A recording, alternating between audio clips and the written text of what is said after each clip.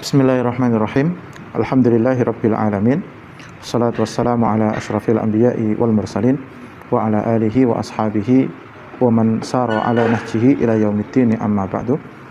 Allahumma 'allimna ma yanfa'una wanfa'na bima 'allamtana wa zidna ilman wa hudan wa tuqan wa salahan ya rabbal alamin. Allahumma afina fi abdanina wa asma'ina wa absarina ya dzal jalali wal ikram.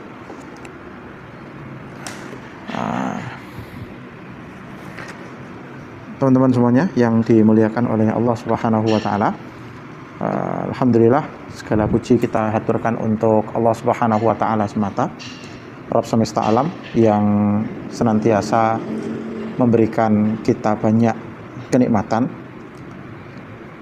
Lalu salawat dan salam mudah-mudahan bisa selalu terlimpah untuk Nabi kita Muhammad sallallahu alaihi wasallam, keluarga beliau, segenap sahabat, para tabi'in dan tabi'ut tabi'in. Mudah-mudahan kita semuanya selalu diberikan istiqomah oleh Allah Subhanahu wa taala.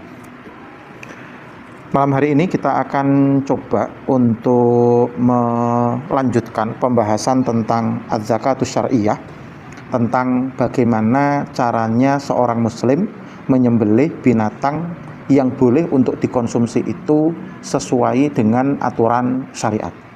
Di pertemuan yang kemarin kita sudah membicarakan tentang pengertian dari penyembelihan itu sendiri, lalu orang-orang yang boleh untuk dikonsumsi sembelihannya, termasuk dalam hal ini adalah orang-orang Islam dan ahlul kitab. Termasuk di dalamnya adalah perempuan yang nanti diperbolehkan pula untuk menyembelih dan hasil sembelihannya itu boleh untuk dikonsumsi. Lalu alat yang boleh digunakan itu adalah alat-alat yang sebisa mungkin memiliki ketajaman yang cukup agar tidak menimbulkan rasa sakit pada si binatang yang sedang disembelih. Kemarin saya mendapatkan satu video dari dulu salah satu teman yang sempat kuliah bareng di Saudi. Beliau adalah doktor di bidang teknik ya, doktor di bidang teknik. Beliau itu menggabungkan antara kemampuan syar'i dengan empirisme yang ada di bidang sains. Jadi beliau itu sampai menghitung dengan ketajaman berapa dan waktu sembelih berapa itu binatang tidak bisa tidak merasa sakit. Jadi ketajamannya harus sekian, kemudian masa penyembelihannya harus sekian, itu beliau hitung dengan menggunakan ilmu fisika. Ya, dan kekuatan si penyembelih itu berapa? Itu dihitung semuanya. Kalau kurang dari itu, nanti binatang itu pasti akan merasakan rasa sakit. Oleh sebab itulah Nabi Shallallahu Alaihi Wasallam melarang seseorang untuk menyembelih dengan menggunakan gigi maupun dengan menggunakan kuku atau dengan menggunakan tulang. Ini yang kemarin sudah kita bahas, ya.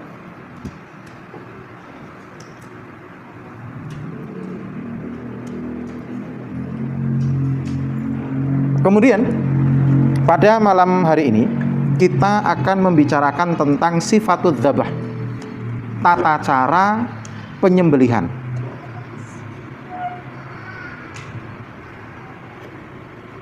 Dalam hal ini Syekh Abdul Azim Badawi mengatakan bahwasanya al-hayawanu qismani, yang namanya hewan itu dibagi menjadi dua. Makdurun ala zakatihi, dia mampu untuk disembelih, wa ghairu makdurin, dan binatang-binatang yang tidak mampu untuk disembelih. Binatang yang mampu disembelih itu gimana ya? Dia bisa disembelih baik karena dia memiliki leher yang cukup jenjang, atau terus kemudian dia jinak, tidak sedang bedal. Nah, itu makdurun ala zakati. Wa ghairu makdur, adapun yang ghairu makdur itu tidak bisa disembelih karena apa? Mungkin dia bedal. Mungkin dia lari pada waktu mau disembelih, kayak kasus-kasus yang banyak kita dapatkan di media sosial itu. Ada sapi-sapi yang ketika mau disembelih mungkin karena merasa takut atau karena merasa nggak nyaman, akhirnya dia melarikan diri. Famakudiro ala zakatihi, adapun hewan-hewan yang mampu untuk disembelih, fadzakatuhu fi halqihi walibbatihi, maka penyembelihannya itu di leher dan di area sini, di area leher inilah. Ya disembelih set gitu ya. Wa ma lam yuqdar ala zakatihi, adapun kalau binatang itu tidak mampu untuk disembelih fadzakatuhu akruhu, maka cara penyembelihannya itu adalah diaker. Diaker itu dijarah, dia dilukai haitsu qudira alaihi, yang dengan luka itu nanti binatang itu bisa terbunuh. Seperti itu. Hal ini berdasarkan sabda yang dikatakan oleh Ibnu Abbas radhiyallahu taala anhuma qala az-zakatu fil halqi wal libbah, yang namanya penyembelihan itu ada di wilayah leher. Ya, kalau nanti secara teknis kita akan banyak mengacu kepada para pelaku penyembelihan. Misal penyembelihan itu leher sebelah mana? Soalnya leher ini kan panjang ya.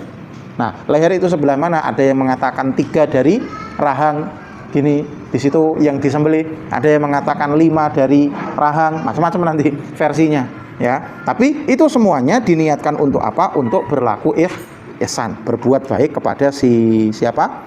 Si binatang ini. Wa qala Ibnu Umar wa Ibnu Abbas wa Anas bin Malik. Ibnu Umar, Ibnu Abbas dan Anas bin Malik mengatakan, idza quti'ar ra'su, apabila kepalanya ketika disembelih itu sampai terputus, fala ba'sa, maka itu tidak menjadi masalah. Meskipun sebagian ulama mengatakan makruh ya, tapi tidak sampai membuat binatang itu menjadi haram untuk dikonsumsi. Mungkin pesone kelandepen utawa tenaga yang digunakan oleh si penyembelih itu terlalu terlalu kuat misalnya ya, harusnya cukup menggunakan 3 joule misalnya, dia menggunakan 10 joule misalkan ya. Gaya itu apa? Menggunakan joule apa menggunakan newton? yang anak IPA pasti tahu.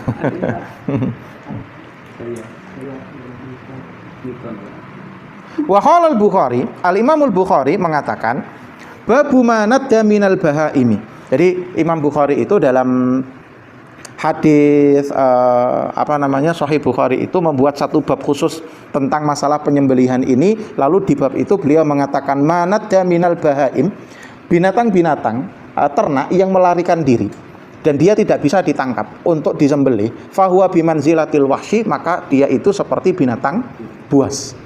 Ya, dia itu seperti binatang buas. Wa jazahu Ibnu Mas'udin. Dan ini diperbolehkan oleh Ibnu Mas'ud. Wa qala Ibnu Abbas, dan berkata Ibnu Abbas, ma'a jazaka minal bahaim, apa yang tidak mampu untuk kamu sembelih dari binatang ternak, mimma fi yadaika, dari apa-apa yang ada di hadapanmu, fahuwa kasoidi, maka dia seperti binatang buruan. Artinya apa? Nek misalnya sampean ketemu sapi ini gawat deh, lalu sapi ini mbedal. Nah, sampean gandoki iku gak iso apa bahasa Jawa nih? Gak kuat. Saking gedine sapi ini, maka pada saat itu sampean iso ngambil bedil, tembak. Ya, seperti itu. Karena itu bimanzilati al-wahsh. Ya, seperti binatang liar yang terus kemudian dia diibaratkan, dikiaskan dengan binatang buruan juga.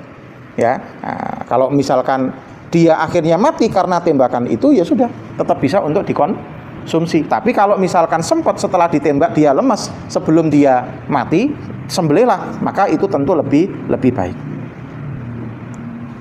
Wa fi ba'irin, dan hal yang terkait dengan ba'ir, seekor unta, taradda fi bi'rin, dia terus kemudian jatuh di sebuah sumur, min haitsu qadarta alaihi, nek sampeyan mampu fadzakihi, maka dia tetap diperintahkan untuk disembelih ya. Nah, kalau bisa disembelih ya disembelih, nek wis gak iso ujikur sumur. Nah, seperti itu. Wara'a dzalika Aliyun, dan hal ini juga merupakan pendapatnya Imam Ali ibni Abi Thalib, wa Ibnu Umar, juga Amirul Mukminin Abdullah bin Umar radhiyallahu taala anhuma, wa Aisyah, dan juga Ummul Mukminin Aisyah radhiyallahu taala anha.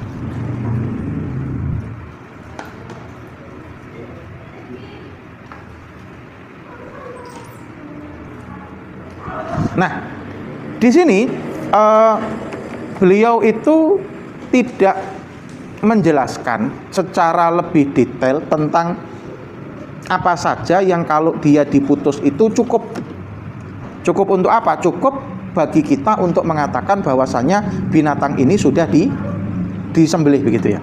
Maka mungkin kita perlu mencari beberapa alternatif referensi, rujukan yang lain untuk menambah faidah ilmu kita ketika bagian-bagian dari, karena leher itu kan tidak satu bagian ya. Leher ini kan bermacam-macam bagian, ada tulang leher, ada nanti di sini urat, ada nanti di sini kerongkongan, ada nanti di situ tenggorokan, ya kan? Nah, itu kan macam-macam. Nah, dalam hal ini perlu kita terus kemudian memastikan manakah di antara bagian leher itu yang harus terputus, yang membuat kita kemudian sudah disebut melakukan penyembelihan. Ya, dalam hal ini kita ambil perkataan Al-Imam Abu Syuja Al-Asfahani dalam kitab Al-Ghayah wa Takrib. Di situ beliau mengatakan wa kamaludz zakati arba'atu asya'a, dan kesempurnaan penyembelihan itu ada 4 perkara. Apa itu? Yang pertama adalah qat'ul hulqumi, memotong al-hulqum. Al-hulqum itu adalah saluran nafas, ya, yang disebut juga dengan trakea.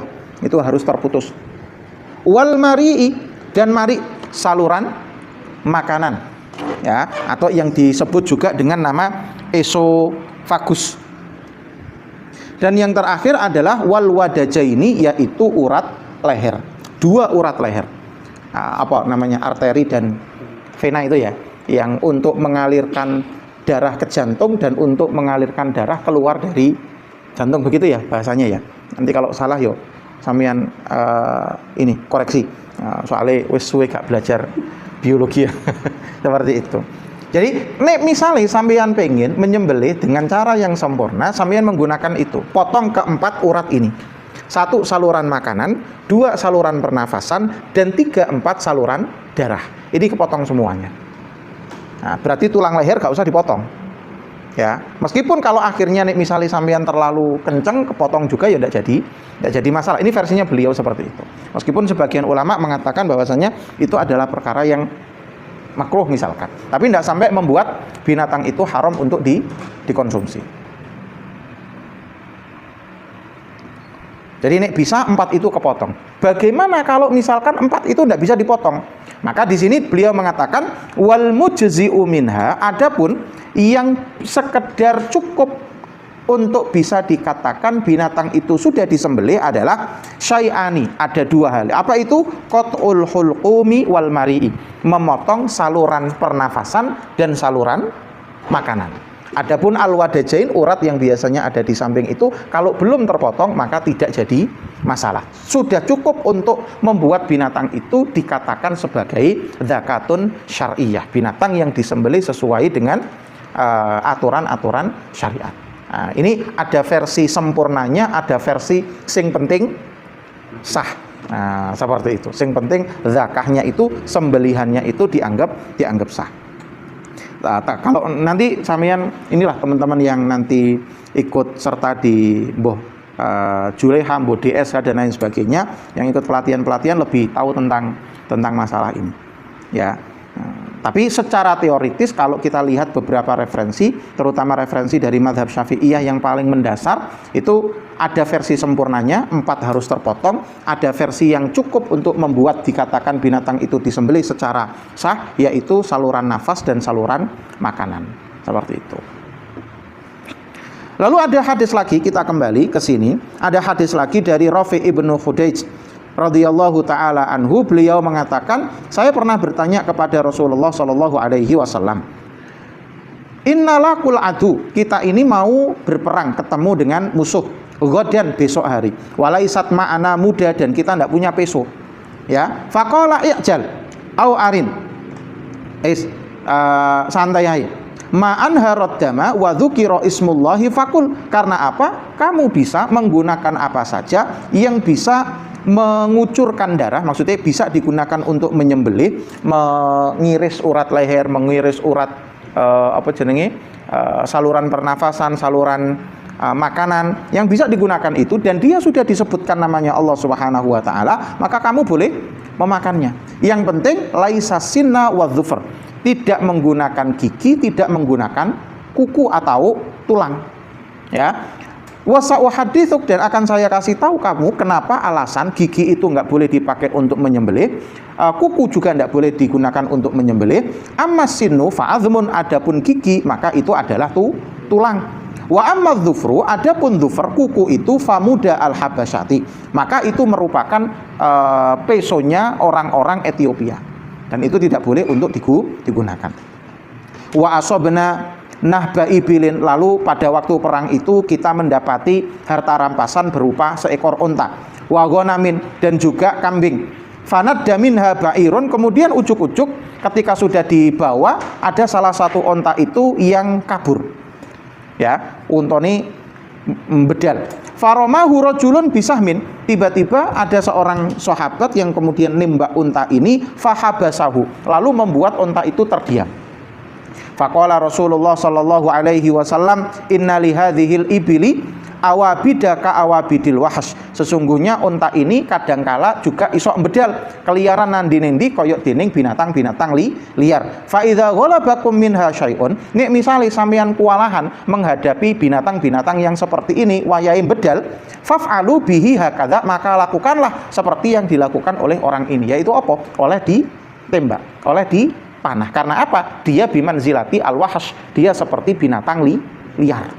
Nah, nek misalnya kemudian setelah itu dia mati, ya sudah, kan dia dianggap bimanzilati asoid, bimanzilati seperti binatang buruan. Tapi nek misalnya sampeyan mari nembak, saya sempat yo luweh apike disembelih lagi, seperti itu, ya. Nah, itu untuk apa istilahnya?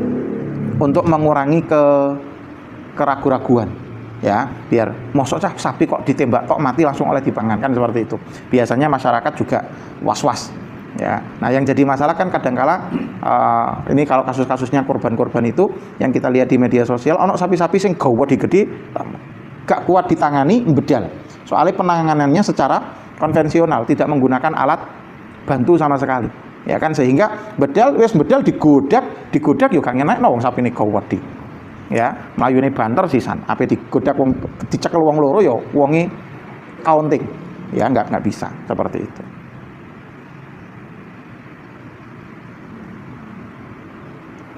Oke, itu tentang sifatu adzabhi. Ya, nanti kalau misalkan dia memang tidak bisa, ya boleh untuk dilukai. Nah, pelukaan itu bisa dengan menggunakan macam-macam, ya, bisa menggunakan panah, bisa menggunakan tembak. Bahkan kalau dia bedal dianggap sebagai binatang buruan. Nah, sampeyan tembak ngono ae. Baik. Kemudian selanjutnya yang dibahas di dalam buku ini adalah zakatul janin, tentang penyembelihan binatang yang sedang hamil. Gimana kalau terus kemudian setelah disembelih ternyata di dalamnya ada anaknya, ada janinnya, itu seperti apa kasusnya?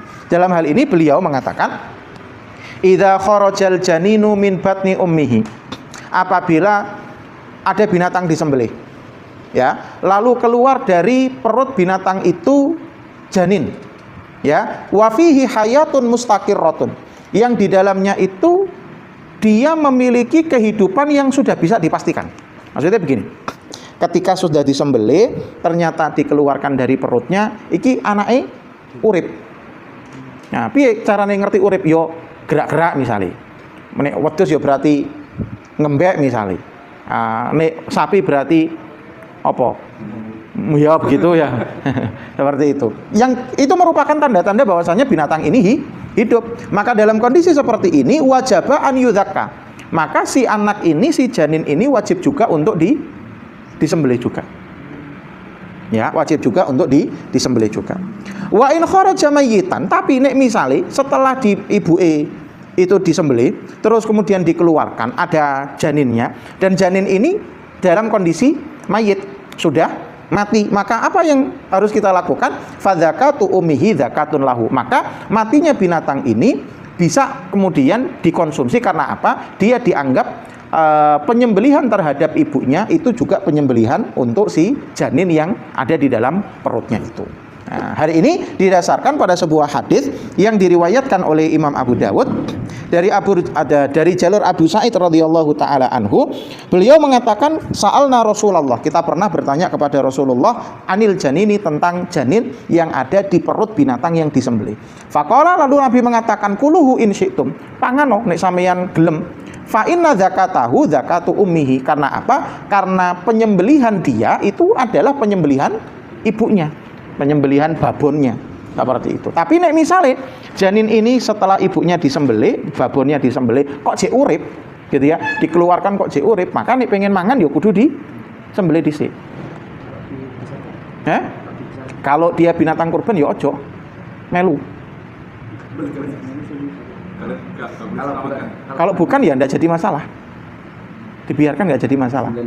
Iya, dianggap biasa saja. Tapi kalau dia binatang kurban, karena kan sudah dikorbankan mbok ini ya dikorbankan. Anak kan sebenarnya melu itu, ikut kan, seperti itu. Gitu ya. Alam. Nah, yang terakhir di sini pembahasan tentang zakah ini terkait dengan at-tasmiyatu 'ala dzabihah. Menyebut nama Allah Subhanahu wa taala ketika menyembelih. Dalam hal ini beliau mengatakan at-tasmiyatu 'ala dzabihati, menyebut nama Allah ketika menyembelih binatang itu syartun fi hilliha, merupakan salah satu syarat dari kehalalan binatang tersebut untuk dikonsumsi. Faman tarakaha amidan, maka barang siapa yang sengaja meninggalkan menyebut lafal basmalah, lam tahil dabihatuhu, maka sembelihan dia itu tidak halal untuk dikonsumsi. Makanya kemarin di awal-awal kita membahas fikih makanan ini kan kita sempat mengatakan bahwasanya seharusnya dan selayaknya para pemangku kebijakan, dalam hal ini adalah aparat-aparat pemerintah, itu bekerja sama dengan para ulama setempat. Untuk apa? Membuat satu badan sertifikasi lokal yang nanti menjamin bahwasanya orang-orang yang memiliki RPH di pasar-pasar itu terus kemudian sudah memenuhi standar, ya, sudah memenuhi standar. Minimal nek ape nggoro iku maca sik bismillah, seperti itu. Termasuk nanti kalau misalkan mau lebih ribet lagi, maka harus bekerja sama dengan Dinas Lingkungan Hidup. Untuk apa? Untuk hal-hal yang terkait dengan limbah. Ya kan, wong menyembelih itu kan pasti meninggalkan limbah, getahe. Ape sampean gawe endi? Iya kan? Terus engko ulu-ulu nih. Kulite. Terus kemudian nanti belum jeroan nih misalnya. Ya, itu kan limbah semuanya. Nah, itu harus terus kemudian dikomunikasikan. Ya, antara siapa? Pemangku kebijakan, para ulama, tokoh masyarakat. Seperti itu. Ya, tapi di masyarakat kita wis gak peduli. Ya. Nah, bahkan terus kemudian sering-sering kita dapatkan itu di RPH itu orang-orang yang menyembelih yo koyoke tambah didelok gak tahu sapa masjid. Ya kan? Ini kan dengan penampilan yang tidak meyakinkan lah begitu ya. Nah, itu kan membuat kita ragu-ragu, iki tepak taga nyembelih nyebut taga wong iki. Ya meskipun kita terus kemudian harus mengedepankan husnudzon kita, karena kita tinggal di negara mayoritas Muslim, wong yo ngerti agama Islam begitu ya. Tapi kan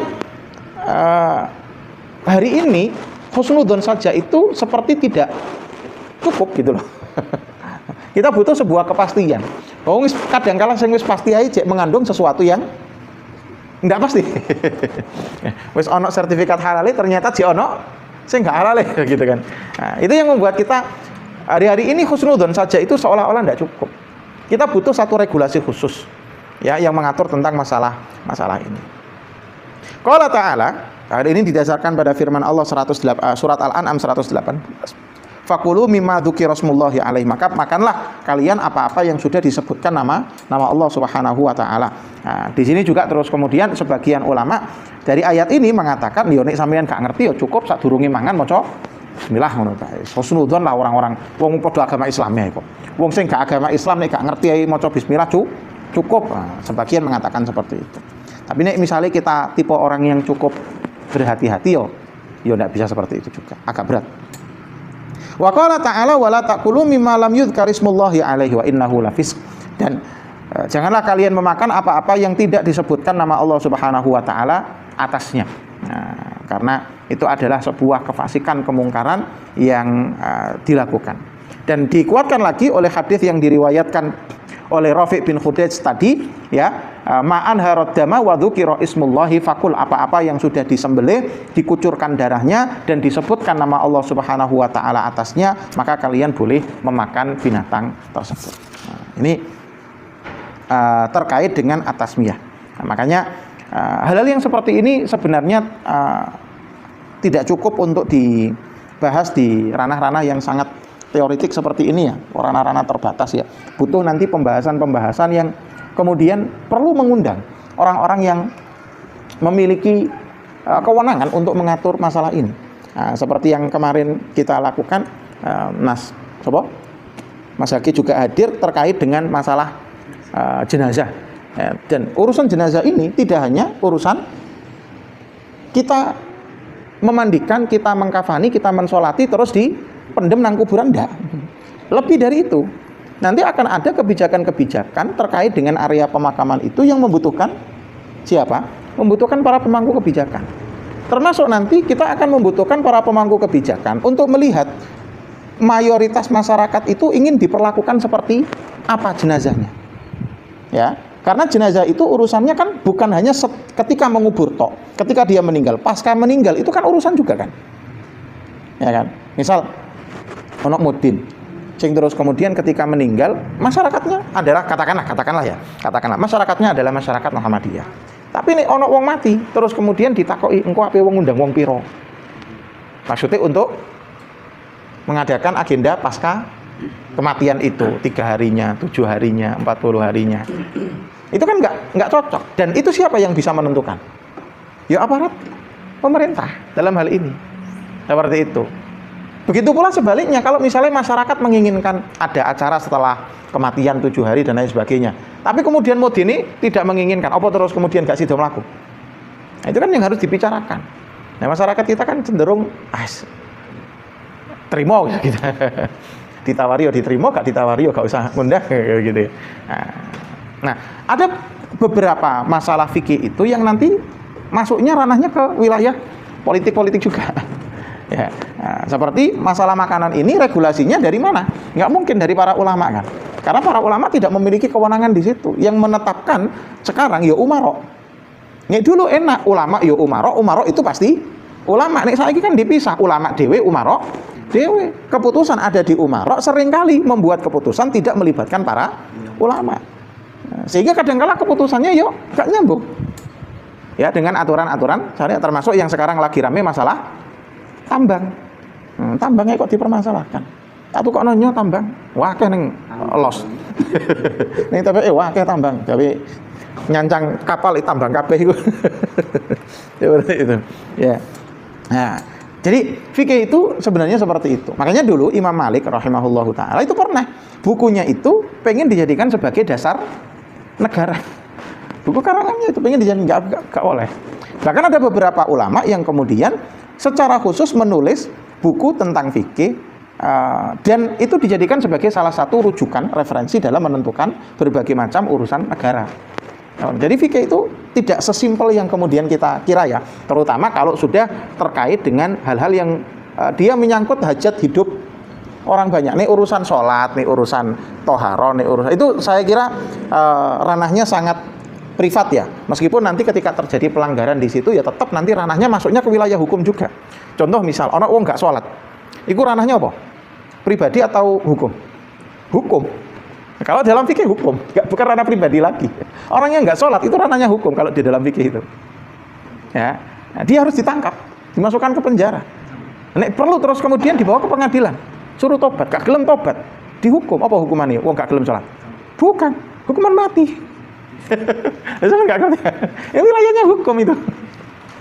Ya, seperti itu. Persis seperti orang yang nggak mau bayar zakat. Ya, seperti itu. Dan ini nggak pernah dibahas. Karena apa? Ya itu tadi antara ulama sama umaro itu sudah pisah. Jadi susah untuk mengini. Jadi hukum Islam itu satu persatu hilang. Dan apa-apa yang seharusnya dibicarakan dalam ranah yang sangat luas konteksnya, itu kemudian menjadi sempit. Sekarang orang tidak bakalan tahu bahwasanya sholat itu ranahnya bisa jadi ranah hukum. Bukan lagi satu ibadah yang sifatnya privat, enggak. Nah, seperti itu. Apalagi kalau sudah bahas makanan, apalagi kalau sudah bahas jenazah. Jenazah itu kan bagian, salah satu bagiannya kan sholat kan ya. Nah, seperti itu. Itu bisa masuk ranah hukum itu. Nah, jadi kita belajar fikih itu tidak hanya untuk pribadi tapi kadang-kala bahkan bisa terus kemudian untuk yang lebih besar lagi. Apalagi kalau pas kemarin kita bahas tentang fikih nikah ya, itu ranahnya rata-rata kebanyakan hukum. ya fikih muamalat, itu hukum semuanya itu. Ya, haknya sudah terkait dengan hakul adami, bukan kita sama Allah lagi, sama manusia ketika terjadi cekcok. Nah, maksudnya karena hukum. Kayak begitu. Ya, makanya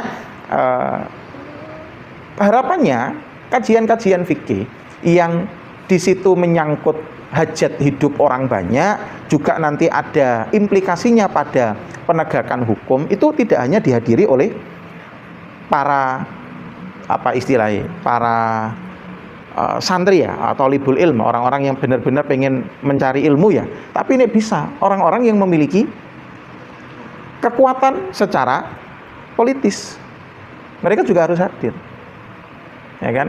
Nah, makanya kemarin setelah agenda itu beberapa orang mengusulkan, oh yang seperti ini itu harusnya menghadirkan satu KUA, bisa MUI, ya kan, Pak Lurah. Kalau misalnya nanti terus kemudian dibutuhkan Pak Camat Teko kudu. Karena apa? Ini terkait dengan masalah hukum hajat hidup orang banyak. Ya, urusan jenazah kok repotnya koyo ngono, bukan urusan jenazahnya tok masalahnya. Kita akan membahas peraturan ini. Ya kan? Nah, termasuk pemakaman umum yang terus kemudian dianggap sebagai milik pribadi orang-orang egois yang terus kemudian pokoknya aku njaluk dikubur nang kene. Padahal wis tempatnya penuh dan lain sebagainya. Itu kan terjadi di kita semua. Dan murad madul pengaturan pemakaman kita. Nah, kemarin kan sudah diblimbing. Harapannya nanti di Brondong bikin tuh gebrakan seperti itu. Ya kan? Kita misalnya teman-teman ngundang para pemangku kebijakan, termasuk di dalamnya Pak Lurah, ada RK rukun kematian, ada siapa lagi, Karang Taruna misalnya. Kita bahas tentang masalah ini. Karena masalahnya di sini sama di sana hampir sama. Jadi itu fikih ya. Baik. Teman-teman yang dimuliakan oleh Allah Subhanahu wa taala, untuk sementara saya kira cukup itu dulu. Di pertemuan yang akan datang kita akan masuk ke pembahasan tentang as-sayd, binatang buruan. Pertemuan yang akan datang kita akan coba menyelesaikan binatang buruan, baru setelah itu kita akan masuk ke pembahasan tentang akikah. Ya, seperti itu. Dari saya cukup sekian dulu ya. Tidak jadi masalah, cuman 40 menit. Hadanallahu wa iyyakum ajmain. Sallallahu ala nabiyyina Muhammad wa ala alihi wasallam. Walhamdulillahirabbil alamin. Assalamualaikum warahmatullahi wabarakatuh.